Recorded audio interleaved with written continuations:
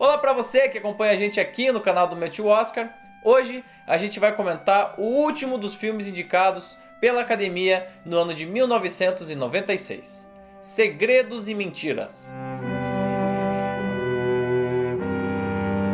Certamente de todas as produções que a gente comentou aqui ao longo do ano de 1996, essa é a que mais vai chamar a sua atenção pelas características únicas e bastante diversas de todos os outros indicados nessa lista final. E a sequência inicial da produção já dá sinais muito claros que a história que está para ser contada não é de fácil digestão, por assim dizer. O primeiro cenário ao qual o espectador é apresentado é um cemitério bem acanhado, onde se passa o enterro de uma idosa senhora. Em volta da cova, a gente vê uma série de pessoas paradas nessa cerimônia, e entre elas está a personagem de Hortense, interpretada pela atriz Marianne Jean-Baptiste.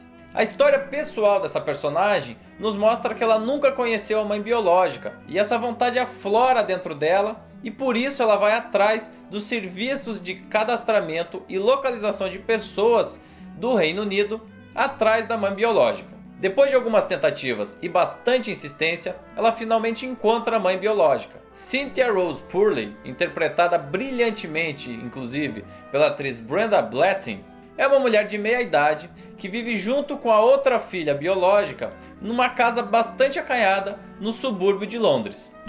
Look at that. Legs like a teenager. Do you have to? You'd like a pair like that. What for? I'm known for my legs. If you got it, flaunt it.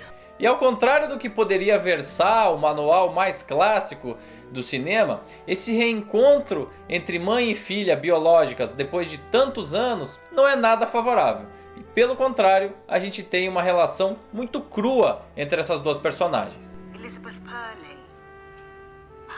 Oh, I wish she's dead. No, she isn't. She is, darling. I should know. I should know. Look, sweetheart, she's my mother. She went in 1961. No, I mean baby Elizabeth Purley. Baby, Elizabeth.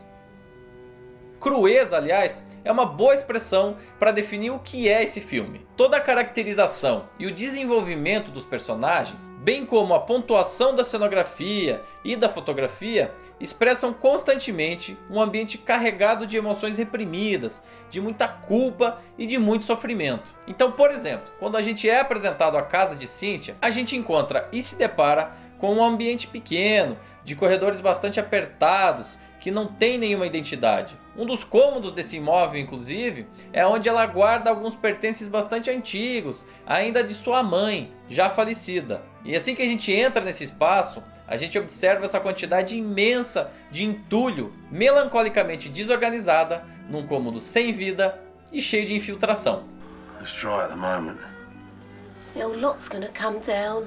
Indo um pouco além nas relações da nossa protagonista, a gente tem também a personagem da filha, Roxanne, vivida pela atriz Claire Rushbrook, que parece não se importar muito com seu próprio futuro e constantemente maltrata a mãe numa relação de muito atrito. O próprio emprego dela é extremamente mecanizado, sem muita alma e só é capaz de sustentar as contas mais básicas dessa família. E é dentro desse contexto que a gente conhece também o personagem do irmão, vivido pelo ator Timothy Spall. A construção do roteiro nos coloca ele como o único refúgio de afeto e atenção dessa personagem, ainda que de forma um pouco incipiente. Maurice, por sua vez, como é o nome desse irmão, comanda um estúdio de fotografia que lhe traz sustento para poder manter a casa onde ele vive juntamente com a sua mulher. Só que o que aparentemente seria uma situação mais confortável desse personagem, a gente descobre rapidamente que não é bem assim. O Maurice também se sente sufocado pelas cobranças constantes e os atritos que ele tem com a esposa. There's a fridge, there's a freezer, there's a hob, there's a recipe books. Help yourself. And don't make a mess. E eu acho inclusive uma metáfora muito interessante que ele seja um fotógrafo que registra momentos felizes no seu estúdio, de casamentos, de formaturas ou outros eventos familiares, e que a sua própria vida esteja completamente indo para o lado oposto. Bom, ainda que de forma completamente caótica e não convencional, a gente tem aí o registro de uma família, com seus parentes, por assim dizer, relacionados de uma forma ou de outra. E a chegada dessa nova personagem, a Marianne, faz com que aquela realidade seja posta à prova e acaba chacoalhando o status quo de convivência entre cada um desses personagens. Hortense é o elemento novo que vai abalar as estruturas já consolidadas de cada um desses personagens, provocando a autorreflexão necessária à própria protagonista por seu desenvolvimento dramático. Até porque o contato inicial é justamente entre as duas. Hortense, sweetheart. She's your sister. O conflito interno que a Hortense vai provocar na nossa personagem protagonista é extremamente interessante e bem trabalhado. Então ela não apenas desnuda um passado que a Cynthia fazia questão de esconder, mas também por ela aparentar a mãe biológica ser uma pessoa muito mais desenvolvida do ponto de vista profissional. Enquanto a outra filha branca, que mora junto com ela e a trata muito mal, trabalha como gari, Hortense é uma optometrista negra e que desde o início tenta estabelecer uma relação mais afetuosa com a mãe. Isso causa um conflito psicológico muito grande e que é visível aos olhos do espectador de forma bastante clara, até em função da excelente interpretação dessa dupla de atrizes. Well, happy birthday for Sunday, sweetheart. Oh, thank you. You're out now, aren't you? Yeah, in good company. With your mum. E aqui tem inclusive uma curiosidade.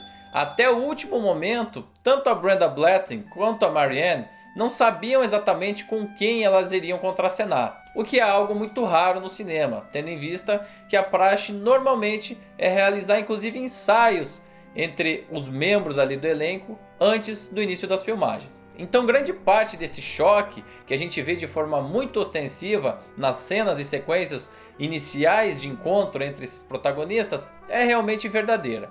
E aliás, e que diálogos, hein? Praticamente todas as falas desse filme são muito melancólicas e pesarosas. E a opção do diretor Mike Leigh é por plano sequência em vários momentos chave, o que só reforçam ainda mais essa sensação de pesar. Uma das sequências mais interessantes do filme, e que inclusive fica na mente do espectador muito tempo depois do final dos créditos, é justamente o primeiro encontro entre mãe e filha, na mesa de um bar. Essa sequência dura aproximadamente 7 minutos e meio em um plano sequência totalmente parado, sem movimento de câmera, o que confere uma dramaticidade bastante alta a ela e só dificultou os trabalhos das próprias atrizes, que aqui tiveram que mostrar o seu talento de forma bastante ostensiva. I ain't never been with a black man in my life. No disrespect nor nothing. I'd have remembered, wouldn't I?